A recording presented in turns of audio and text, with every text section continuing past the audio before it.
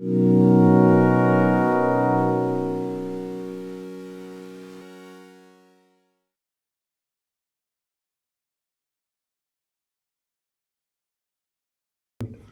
guess the best place to start is just your come up story. Like, I'll start with you. How did you decide? Did you just know since you were a fifth grader interviewing the mayor on camera that you want to be a dentist? Or were you just good in math and science and it pushed you that way? I'm always interested in why people got into what they do. So it's a little bit of both. So I grew up Chinese and I'm still Chinese now, so Really? that's good. Mm-hmm. Yeah. But my mom always told me I was going to be a doctor. I had Yeah. no choice, no decision in that. And Cultural so, thing. yeah, the cultural push toward doctorhood.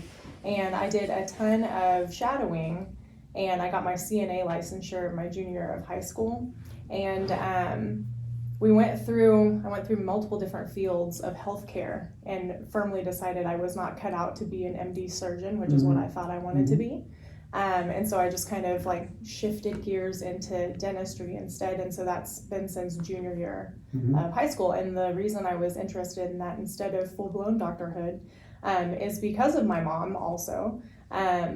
She is gorgeous. She's a pretty lady. And when she smiles, she's fine showing off her pretty upper teeth. And when she laughs, she covers her face because her lower teeth are super crowded. They're not crowded anymore. I was just saying, did you fix it? Yeah, I was like, she looks great now, but they were really crowded before. Yeah. And I just, even as a young girl, I was like, why do you do that? Like when you're most happy, why are you most insecure? Yeah. And so it's something I've always been interested in. When I was little, I loved going to the bank and I loved going to the dentist. Those were my two favorite places. So I mean, I was either going to do numbers or do teeth. So here we are. When I was little, I loved going to the bank because in my small town, there was the only place that was cool. Oh, they had AC. They had AC at the bank, and that was cool in there. We wanted to hang out in there. Where did you grow up? Plano, Texas. Oh, wow. So we're close. Yes. Texas, not far. Yeah. What brought you to Waco? Why did you pick Waco? So Waco is where Baylor University is, Sic 'em Bears. And so when I graduated high school, I came here to go to school. Oh, okay. While I was here, I worked at the Lowe's over on New Road. And I worked there for 4.5 years. I met my soon-to-be fiance, now husband there, convinced him to marry me, dragged him down to Houston where we did dental school. I did dental school. And we had 2 babies while I was in dental school. And so I would, we made it a point to go to Plano often to visit my parents, their grandparents, and then also back to Waco to visit his parents. And during those 4 years while I was in dental school, Plano got bigger and bigger and got too big, I think, for us. And Waco got bigger and bigger and got cool. And it was cool to see all of that kind of transition. And we decided Waco was where we wanted to raise our young family. Yeah. I missed that. Did you say you met him at Lowe's or you met him at Baylor? I met him at Lowe's. Oh, that's what I thought. Everyone's like, oh, you got married at like a Baylor boy. I'm like, no. No, I was like, I got home improvement brought us together. Good. How about you, Dr. Cobb? You have a little bit different. Yeah, my story is not nearly as intentional, I guess, as hers. I'm a planner. Yeah. Well, the planner plans change though. No, I went to Texas Tech, got a degrees in electrical engineering and computer science. Yeah. And worked in that field for about 4 or 5 years. Really? And then I was working for a MD anesthesiologist who ran our company. We worked on a medical device. And so I was still kind of loosely related to the medical field, and I was traveling a lot, working a lot of hours, and I just decided I didn't like the way I was going. And one of my many plane rides, I thought about everything from patent attorney to orthopedic surgeon to then a dentist popped in there. I researched it, and I was like, hey, this looks like something I can do. So I quit my job, went back to school, and then moved to Houston for dental school. So on the education track, how much of that transfers over? Did you have to start? To get into dental school? You have to have certain. Yes. So how does that play? So I had no biology. Yeah, I had no biology. I had no organic chemistry. I had one chemistry class coming out, so I had to take all those classes. So dentistry for her was about a 4-year orphan school. Yeah. It was 6 years for me because I had basically 2 years of prereqs to get in. And so it was a little bit more of a commitment. And so you didn't have to get a certain degree to get in. You had to just take certain classes right, because I to get into dental. I already had my bachelor's degrees, yeah. And so You need a degree and then classes certain checked classes. off. Right. Yeah. And where did you go to dental school? in Houston as well. In Houston? We both went to Houston. Okay. So we moved back to Houston, and when I got close to graduating, I knew I didn't want to stay in Houston. Kind of the same reason she was talking about Plano. Houston is just ridiculous now. I mean, it's gotten so big, so crowded, Yeah. and whatnot, and so congested with dentists and Yeah. just in general. Yeah. Every new development is a nail salon and a dentist in the Run by the same people. Yeah. possibly. So yeah. Anyway, since I went to school in Lubbock, I like that. I thought about going back there, but that's in the middle of nowhere, Yeah. like literally. Yeah. And so Waco was a lot like Lubbock, Yeah. I felt like, and it was a lot closer to grandparents and things, Yeah. and Austin and Dallas and whatnot. And so we moved here, and I bought Dr. Morton's practice. Yeah, I was gonna say, you didn't start a practice, you bought a practice, and that's one way of doing it. Some Right. people start from scratch, but Yeah, when you say you buy a practice, what are you really buying for those among you? you're buying some equipment and a patient base. Yeah. That may or may not stick around. May not transfer. Yeah. Did that But- work out well? Yeah, I mean, it's definitely a good starting point. Yeah. I would not have wanted to come straight out of school and not Start. start from scratch. Yeah. I mean, they did that back in the 70s and maybe early 80s, but Yeah. it's almost impossible now. Did you feel like that because of your path that you were a little like chasing, like you're behind when you started your practice? Did that sense I mean, in a way. Second decision career kind of thing? I mean, in a way, I didn't have time to mess around. Yeah. You know, Sometimes it motivates people when they.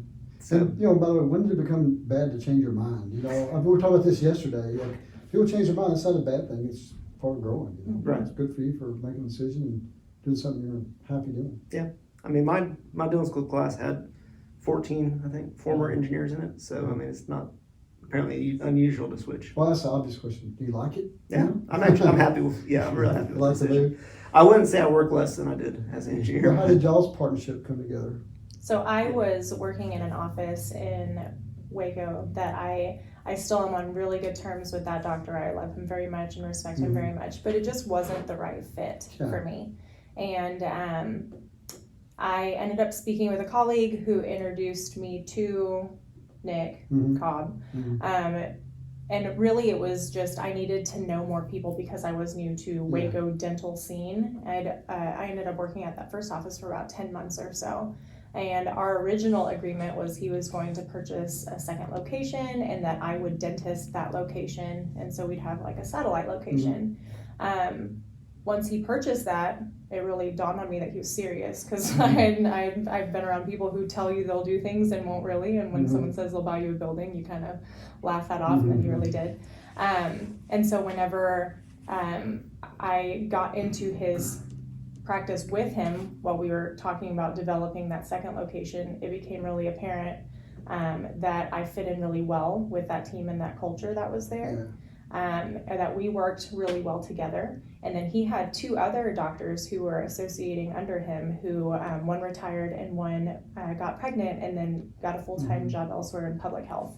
And so he went from having 4 potential doctors to just himself and myself, and then to split us up didn't really make sense. And so that's kind of how I ended up sticking there.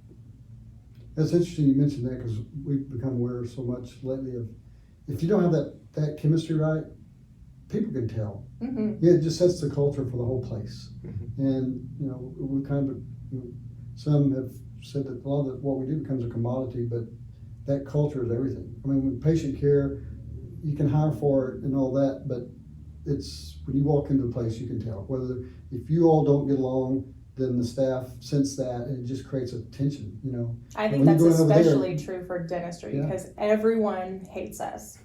So if they're coming, they're not excited to come in. No one comes in. Not a one comes in excited except me. So I get in excited, but everyone else comes in like, I don't really want to be here. And so if the tone of the office, if the vibe of the office already is negative, that's huge because to go and enter in is already a horrible thing anyway. So we try to make things as least horrible as possible.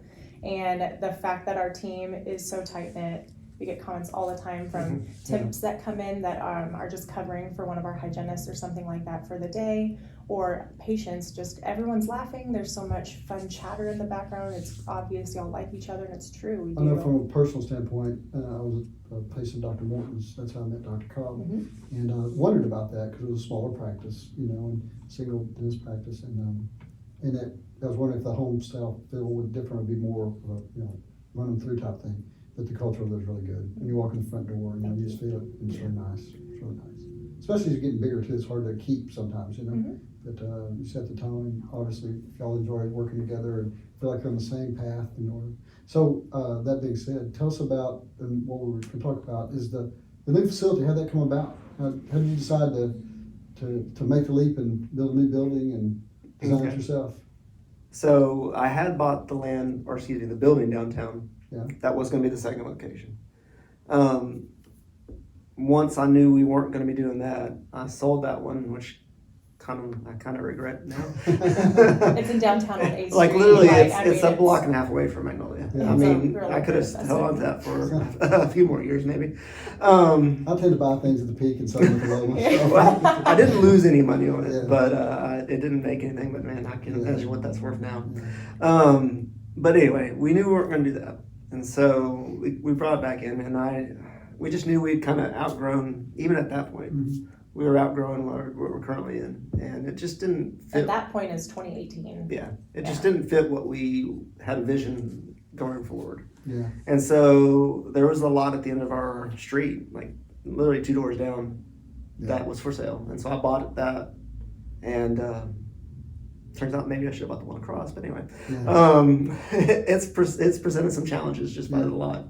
But it's in a great location. I mean, it's just our patients are concerned about us moving. We're like, oh no, look at that window. Just turn your head and we're right there. We're Like, right there. okay. We'll So see it's what not, we're not Some gonna, elevation issues, or what yeah, are you saying? it's got a nice little, it's kind of flat, and then it just really slopes falls down. off. Yeah. And my initial idea of using that to our advantage got, Got poo-pooed on. yeah, there you go. They Yeah, got so poo-pooed anyway, Well, once you get it built, it'll have yeah, some it'll- character. it'll be great. It'll have character. it'll be great once we get it built. But anyway, we did that in 2018, and honestly, we started talking to designers Yeah. In 2018. 2018. Yeah. I mean, really, very introductory things. Yeah.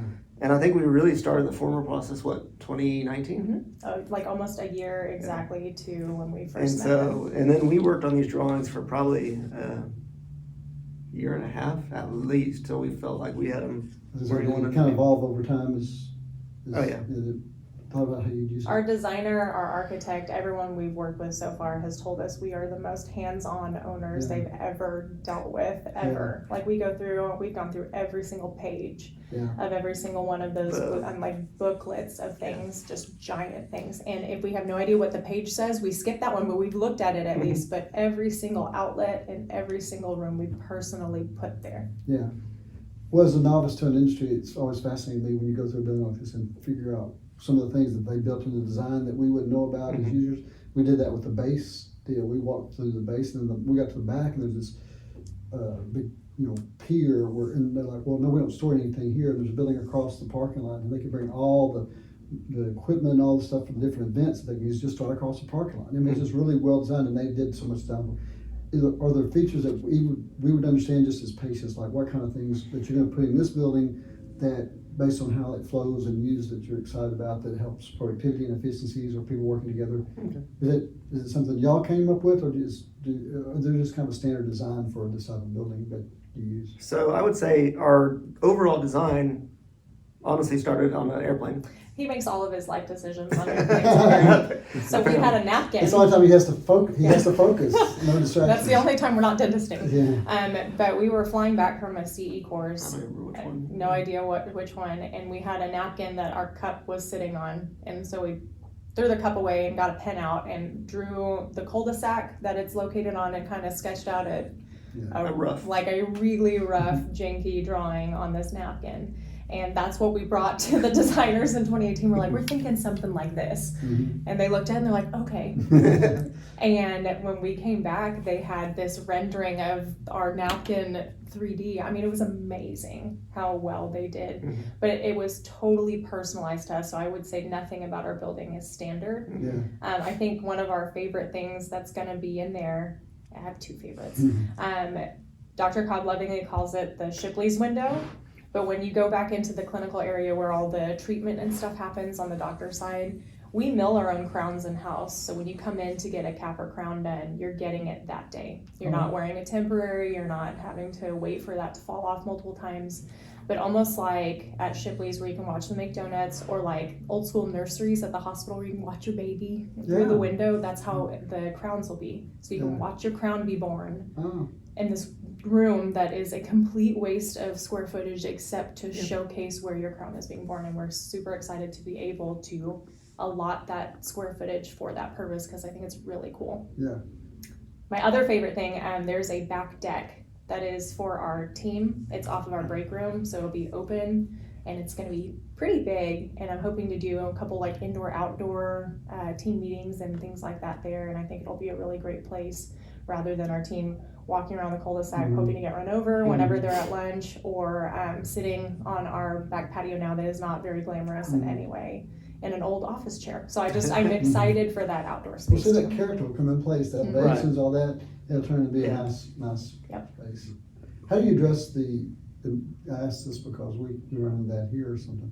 How do you address the capacity, how big to build? You don't want to build too much, obviously, because of cost, but do you have expansion space to go into, or are you going to be full when you get in, by the time you get in? That's always an interesting thing to chase. Yeah, so that's funny. She just asked us yesterday if it's going to be enough chairs. And we're not even there yet, and we're going. Right. No, it's one of those things. You're right. I mean, it's tough to gauge. I mean, can we expand? Yeah, you can always expand. It would take some major work.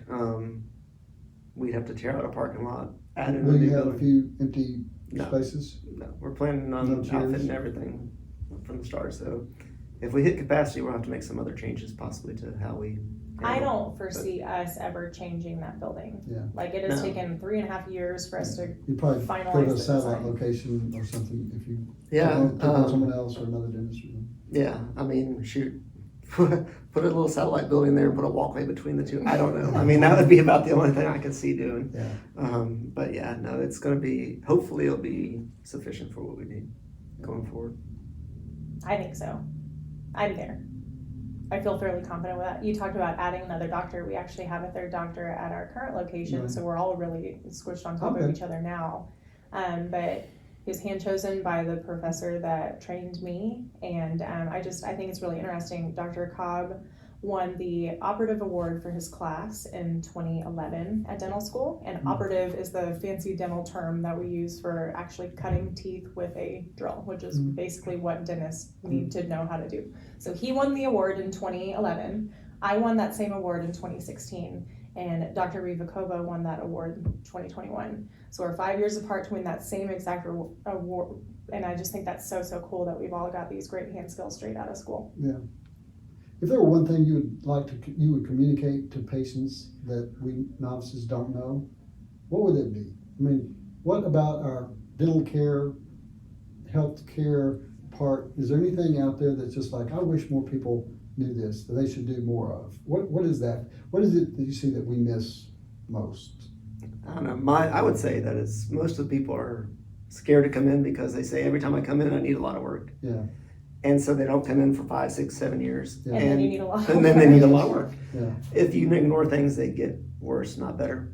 And so it's easier to come in when things start and get it taken care of versus it turning into some complex problem. I didn't realize until a few years ago, I always thought of dentistry being about the impact on your overall health. I heard, and it was actually someone that had done charity, well, charity is the right word, but work as a volunteer in providing dental services in underprivileged areas. It's talking about the impact on health. And I was like, okay, I understand pain and I understand, they'd have a messed up mouth, but not actual life and death health. Because he explained to me, that's any place that bacteria can enter the body is a danger zone because you become septic and all these health issues. And I never really tied dental care to health. That some people saw it as a, something you can do or not do or whatever, that kind of thing. But it really can jeopardize their health if they don't take care of it. Not just have bad teeth or whatever, but I mean, that's where that bacteria can enter and go to other places and create all kinds of health issues. And I was unaware completely. I mean, it's kind of true. Well, I mean, the links to heart issues and diabetic blood sugar issues, and also like pregnant women going into early labor due to the bacterial load that they've got Because the going on in bacteria their mouth. enters into their gums and bloodstream, that's where it comes in. it's incredible. You're right. I joke with patients all the time, your mouth bone's connected to your body bone. Like, I mean, it just is all together, and it is the entryway for so much to come in. Are y'all accepting new patients? Are you happy where you're at? You still trying to grow the practice? Where are you at in that cycle? Okay, so we're always accepting new patients, Okay. Especially with Dr. Riva Kova coming on, trying to build up his patient base as well. Sometimes it takes patience to get into our office. Yeah. Our cleanings are booked out for a couple months. 3 or 4 months, yeah. Yeah, a few months, but yeah, we can definitely get you on the schedule.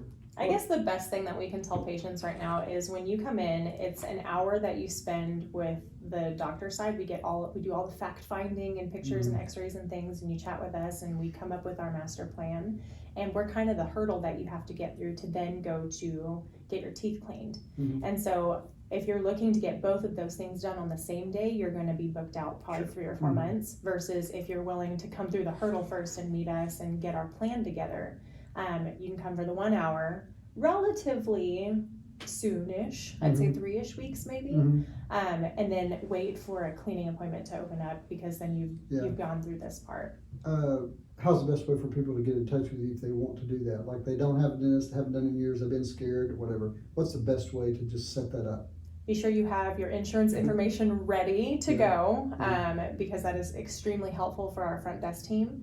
If you like talking to people on the phone, you may absolutely call us. So 254-776-3310. And if you don't like talking to people, you can get on our website. It's heartoftexassmiles.com and send us an email. It'll also ask for your insurance though. So get your insurance ready and get your phone ready to either call us or do you accept people direct pay that don't have insurance? Absolutely. So, Waco's growing so much. How are you finding the best way to grow your practice? Where do your patients coming from? Is it just a word of mouth? Word of mouth. Yeah. Other patients. Referrals. Good patients refer good patients, and we've got the best patients. So I would say a while back it was online ads, but now that it just kind of grows. As now we have a core group of patients, we get a lot of patient referrals.